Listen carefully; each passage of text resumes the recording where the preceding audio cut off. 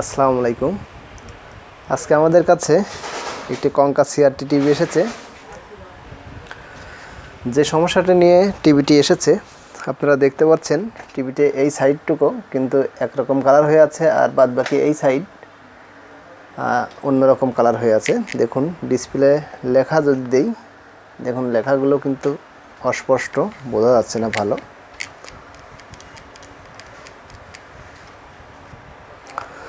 Dish line লাগানোর পরে দেখুন এদিক দিয়ে কিন্তু ছবিগুলো কিছুটা দেখা যাচ্ছে, আর এই পাশটা কিন্তু ছবি নেই। দেখুন ছবিটা এই দিকে চেপে গেছে। আমি চ্যানেল আর একটা চেঞ্জ করে দেখাচ্ছি। এই যে দেখুন, এই যে বিটিভি চ্যানেলের এখানে লগোটা দেখা যাচ্ছে, এই লগোটি কিন্তু এই দিকে দেখা যাবে, আলোর জন্য ভালো বোঝা যাচ্ছে না। এই যে দেখুন এই লেখাটা কিন্তু একদম সাইডে থাকবে, ছবিটা এই দিকে চেপে গেছে। এই সমস্যাটি কোথায় থেকে হচ্ছে সেই কাজটি আজকে এই ভিডিওতে দেখানোর চেষ্টা করছি। আশা করছি পুরো ভিডিওটি আমার সঙ্গেই থাকবেন। সমস্যাটি সমাধান করার জন্য আমি টিভিটি খুলে নিয়েছি।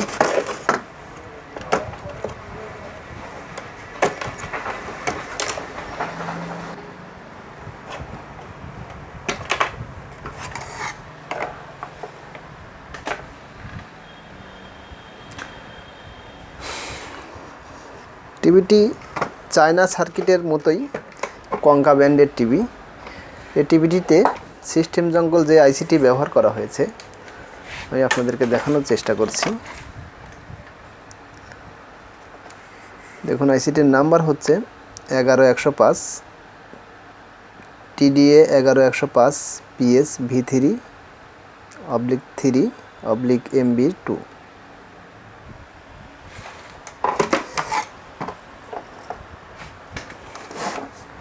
পাওয়ার করেছে ট্রানজিস্টর দিয়ে।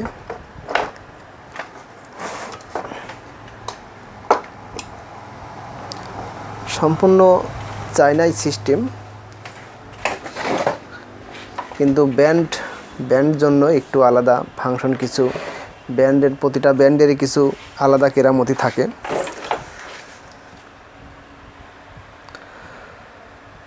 টিভির যে কোনো সমস্যার সমাধান করার জন্য আমাদেরকে ভোল্টেজের উপর নির্ভর করতে হয়। কোথায় কত ভোল্টেজ থাকে এই বিষয়টা যদি আমাদের জানা থাকে তাহলে টিভির কাজগুলো করা খুবই সহজেই ওকে হয়ে যায়। প্রথমে আমি ভোল্টেজ পরিমাপ করে নিচ্ছি, আর পরিমাপ করার জন্য একটি ডিজিটাল মিটার নিয়েছি। দেখুন মিটারের নেগেটিভটি আমি এই যে নেগেটিভে লাগিয়ে দিচ্ছি।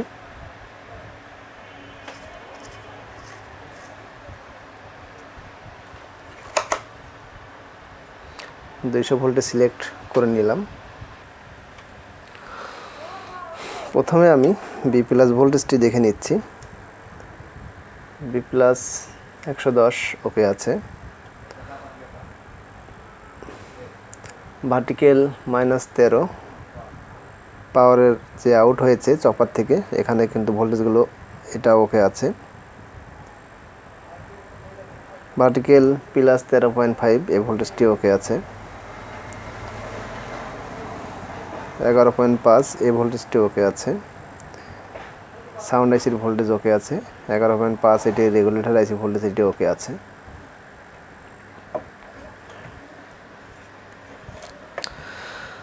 ভার্টিক্যাল আইসিতে ভোল্টেজ 13.6 13.5। ভার্টিক্যাল আইসিতে মাইনাস ভোল্টেজটি 13.6 এই ভোল্টেজটি কিন্তু ওকে আছে। ডুয়েল পাওয়ার করা এই ভোল্টেজটি ভার্টিক্যাল আইসির। ড্রাইভার ট্রান্সফরমারে 10.1 11.9 11.8 এই ভোল্টেজটি এই টিভির জন্য ওকে আছে। আসলে আমি প্রথমে আপনাদেরকে বলেছিলাম ব্যান্ড বলে কথা, এক এক রকম ব্যান্ডে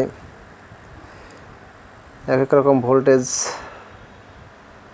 বা এক এক রকম কিছু কিছু জায়গায় কায়দা খাটানো থাকে, এর জন্যই তারা ব্যান্ড। টিউনার বক্সের ভোল্টেজ 5.0 এই ভোল্টেজটি ওকে আছে। মেমোরি আইসিতে 5.0 ওকে আছে। ডাটা ভোল্টেজ ওকে আছে। আসলে এই টিভিটিতে আমি দেখতে পাচ্ছি প্রায় সকল ভোল্টেজই ওকে আছে। ভিডিও ভোল্টেজ 180 সম্পূর্ণ ওকে আছে। যেহেতু ভোল্টেজগুলো প্রায় সব ভোল্টেজই ওকে আছে, সেহেতু আমাকে দেখে নিতে হবে টিভিটি কোনো লুজ আছে নাকি। আমি সার্কিটটি একটু বাঁকাতেরা করার চেষ্টা করছি। যদি কোথাও লুজ থেকে থাকে তাহলে আমাদের স্ক্রিনে হয়তো কোনো ঝাঁকুনি বা সমস্যাটি সমাধান হয়ে যেতে পারে। আমি চেষ্টা করছি লুজ আছে কিনা দেখার। সার্কিটটি বাঁকানোর পরেও কিন্তু কোনো সমস্যার সমাধান হওয়ার লক্ষণ আমি দেখছি না। এক্ষেত্রে আমি টিভিটি অফ করে নিয়েছি। আমি দেখব যে আমাদের এই সার্কিটে কোথাও কোনো পার্টস মরিচা ধরে বা পানি পড়ে বা পুড়ে গিয়েছে কিনা, এগুলো দেখার পরে তারপরে আমাকে অন্যভাবে কাজ করতে হবে।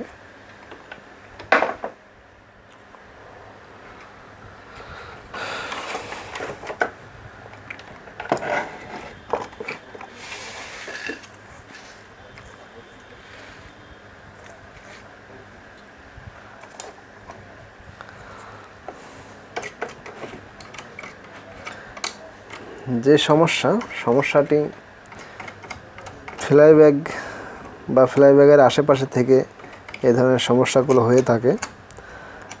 আইসির থেকেও হতে পারে। এই যে সিস্টেম জঙ্গল আইসির থেকেও এই ধরনের সমস্যা কিন্তু হয়ে থাকে, অথবা ফ্লাইব্যাগ থেকে কিছু 2-3টা চিকন লাইন দেখবেন এই আইসিতে এসেছে।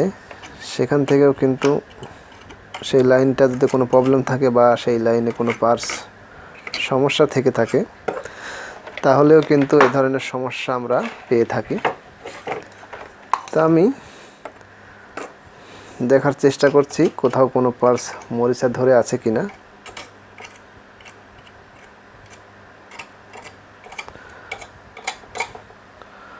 সম্পূর্ণ পার্টস আমি কোথাও কোনো মরিচা ধরা পাইনি এখন পর্যন্ত। আমি এখন চেষ্টা করছি ফ্লাইব্যাগ থেকে চিকন কিছু সংযোগ আইসিতে গিয়েছে, সিস্টেম জঙ্গল যে আইসি, সেই লাইনগুলো ওকে আছে কিনা আমি একটু মিটারে পরিমাপ করে দেখব। এই যে দেখুন, হিটার লাইন আছে। হিটার থেকে এই যে আমরা মিটারের বাজ অপশনে দিয়েছি, দেখুন বিপ দিচ্ছে, কিন্তু আমাদের লাইনটি ঠিক আছে। এখান থেকে একটি রেস্টিন ব্যবহার করা হয়েছে। এখান থেকে এই পর্যন্ত কিন্তু লাইনটি আমাদের বিপ দিচ্ছে, আপনারা অডিওতে শুনতে পাচ্ছেন।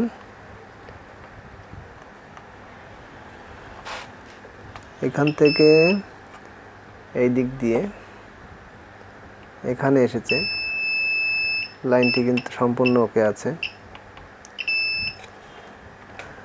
এবার এখান থেকে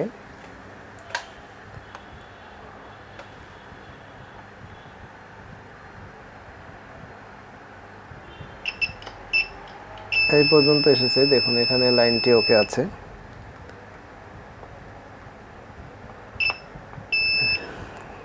হিটারের লাইনটি আমি ওকে পেয়েছি।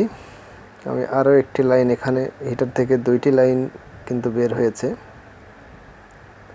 আরও একটি লাইন চলে এসেছে এখানে। এখান থেকে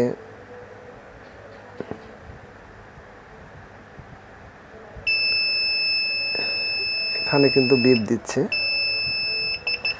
এই লাইনটা ওকে আছে। আর একটি চিকন যে লাইন বের হয়েছে 180 ভোল্ট যে ভিডিও ভোল্টেজ, সেই ভোল্টেজ থেকে কিন্তু দেখুন এদিক দিয়ে চিকন একটি লাইন এখানে এসেছে, ঠিক আছে। এখান থেকে এখানে ঠিক আছে, বিপ দিচ্ছে।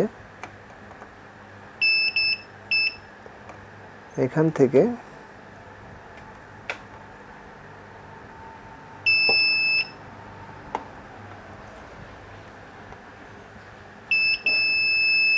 বিপ দিচ্ছে, লাইনগুলো কিন্তু ওকে আছে, কোথাও কোনো ফাটা কাটা পাইনি।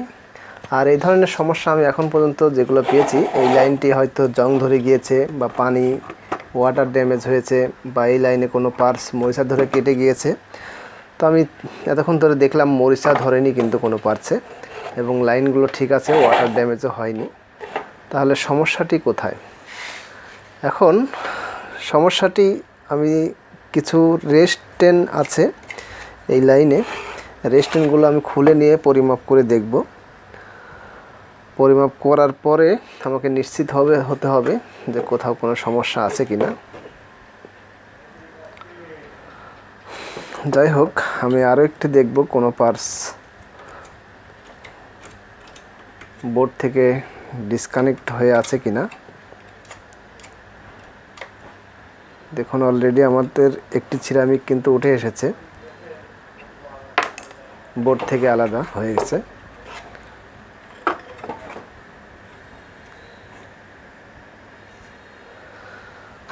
সিরামিকটি আমি খুলে নিচ্ছি।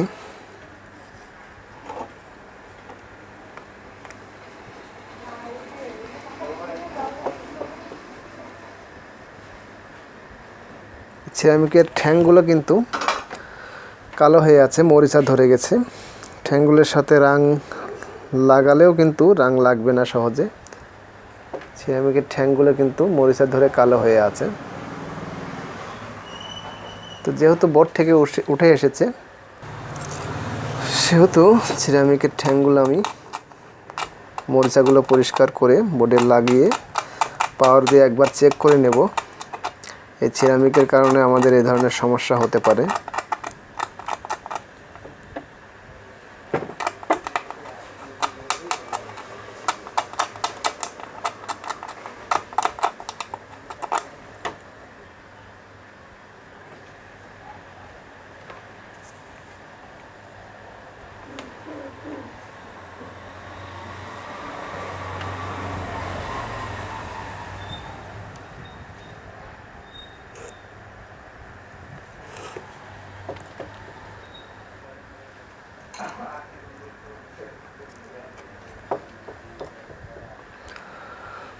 সিরামিকটা আমি সুন্দর করে ঝালাই করে লাগিয়ে নিয়েছি আমাদের সার্কিটটিতে। আমি দেখব, আমি টিভিতে সংযোগটি দিয়ে নিচ্ছি। টিভিটি স্টার্ট হয়ে গেছে। আমাদের আয়নার মধ্যে আমি দেখব আমাদের সমস্যাটি কিন্তু সমাধান হয়ে গেছে। আসলে এই সিরামিকটি বোর্ড থেকে ঠ্যাংগুলো মরিচা ধরে ডিসকানেক্ট হয়েছিল। দেখুন ছবি চলে এসেছে টিভিতে। ছবিগুলোই কিন্তু এখন পুরো স্ক্রিনে ছবিটি আছে। এই যে দেখুন, আমি আলোটি বাড়িয়ে দিলাম প্লাইব্যাগে। এতক্ষণ কিন্তু ছবিগুলো অস্পষ্ট ছিল এবং এক সাইডে চেপে গিয়েছিল। সমস্যাটি সমাধান হয়ে গেছে। আমি টিভিটি অফ করে নিচ্ছি। কোন লাইন থেকে কোন সিরামিক আমি আপনাদেরকে দেখিয়ে দিচ্ছি।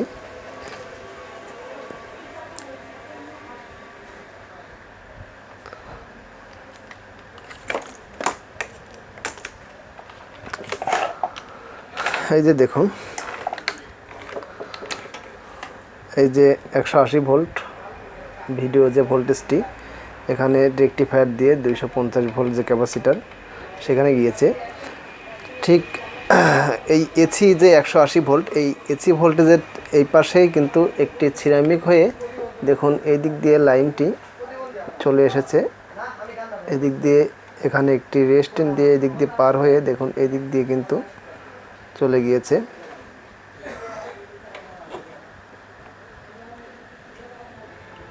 এই লাইনটি চলে গিয়েছে দেখুন এখান থেকে আরও একটি রেস্টেন হয়ে এই যে দেখুন এখানে কিন্তু চলে এসেছে আইসিতে, সিস্টেম জঙ্গল যে আইসি, সেই আইসির 57 নম্বর পিনে চলে এসেছে। আর এই 57 নম্বর পিনটির নাম হচ্ছে FBISO। এর পূর্ণাঙ্গ নামটি আমার জানা নেই, আমি গুগলে সার্চ দিয়ে এই নামটি পেয়েছি। FBISO 57 নম্বর পিন 11105 আইসির। আর যে সিরামিকটি ছিল সিরামিকটির নাম্বারটি এখানে দেওয়া আছে, আমি আপনাদেরকে দেখানোর চেষ্টা করছি। 472। দেখুন এই যে 472, এই 472 নাম্বারের এই সিরামিক কিন্তু ঠ্যাংগুলো জং ধরে কেটেছিল ওই সার্কিট থেকে। আর এই সিরামিকের ঠ্যাংটি মরিচা ধরে কেটে থাকার কারণেই কিন্তু এই সমস্যাটি দেখা দিয়েছে। আশা করছি আমি আপনাদেরকে বোঝাতে পেরেছি। আসলে ছোটোখাটো অনেক এমন বিষয় থাকে যে মরিচা ধরে কেটে থাকে, বোর্ডের কানেকশন কাটা থাকে, ছোটোখাটো এমন অসংখ্য সমস্যা টিভিতে হয়ে থাকে। আর আমরা বুঝতে না পেরে অনেক সময় বড় বড় পার্টস চেঞ্জ করে ফেলি, তবুও সমাধান হয় না। যেমন আমরা সিস্টেম জঙ্গল আইসি চেঞ্জ করি, ফ্লাইব্যাক চেঞ্জ করি, ইয়ক কয়েল চেঞ্জ করি, অন্য পিকচার টিউবে লাগিয়ে দেখি, এ ধরনের অনেক আমরা কাজ করে থাকি। কাজ করতে গেলে আসলে ইলেকট্রনিক্সের এই কাজগুলো এমনই কাজ যে আমরা একটি সমস্যা আগে অনেকবার ঠিক করেছি, কিন্তু এখন অনেক দিন পর সমস্যাটি আবার একই সমস্যা এসেছে, কিন্তু আমাদের মেমোরিতে আর কাজ হচ্ছে না যে আসলে সমস্যাটি কোথায় থেকে হচ্ছে। মনে হচ্ছে আইসি খারাপ, মনে হচ্ছে, আসলে ভুলে যাই, আমরা কাজ করতে করতে ভুলে যাই। আর এই ভোলার কারণ একটাই হচ্ছে, সেটা হচ্ছে এই টিভিগুলোর যে সমস্যা, আসলে একই ধরনের সমস্যা অনেকগুলো পার্টসের থেকে হয়ে থাকে। তখন আমরা আসলে অনেক সময় সিদ্ধান্ত নিতে পারি না যে অরিজিনালি কোথায় থেকে সমস্যা হচ্ছে, আমরা সিলেক্ট করতে পারি না। যেমন ধরুন এই পার্টসটি এমনভাবে ছিল এই বোর্ডে, মনে হচ্ছিল যে পার্টসটি বোর্ডের সাথে লাগানোই আছে, আবার লাইনগুলো ঠিক আছে, তারপরও কিন্তু এই সমস্যাটি হচ্ছে। আসলে ধরা খুবই মুশকিল। এক্ষেত্রে আমরা যেটা করে থাকি, ফ্লাইব্যাক চেঞ্জ করি, সিস্টেম জঙ্গল যে আইসি আছে আইসি চেঞ্জ করি, সকল কিছু চেঞ্জ করার পরেও কিন্তু আমাদের এই ধরনের সমস্যার সমাধান হয় না। আসলে একটু ঠান্ডা মাথায় ভাবতে হবে, ঠান্ডা মাথায় ভেবে একটু সময় নিয়ে কাজগুলো করতে হবে। আমরা অল্পতেই চিন্তিত হয়ে পড়ি কেন সমস্যাটি হচ্ছে না। আমরা আমাদের চাইতে যারা বড় বড় উস্তাদ আছে তাদের কাছে ফোন করি, ভাই এই প্রবলেমে পড়েছি, সমস্যাটি সমাধান হচ্ছে না।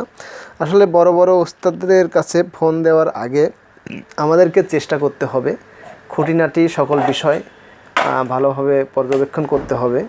আসলে একটু সময় নিয়ে চেষ্টা করলে কিন্তু কাজগুলো খুব সহজেই ওকে হয়ে যায়। তবে চেষ্টা করতে হবে কাজ যেন হয় সেইভাবে।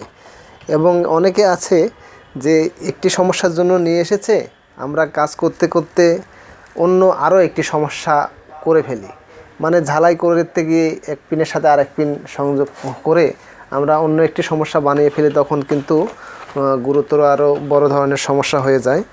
অবশ্যই আমাদেরকে ঠান্ডা মাথায় কাজ করতে হবে। আপনার মাথা যদি বা আমাদের মাথা যদি কাজ না করে, তাহলে প্রয়োজনে ওই মুহূর্তে কাজ না করাই উচিত হবে আমাদেরকে।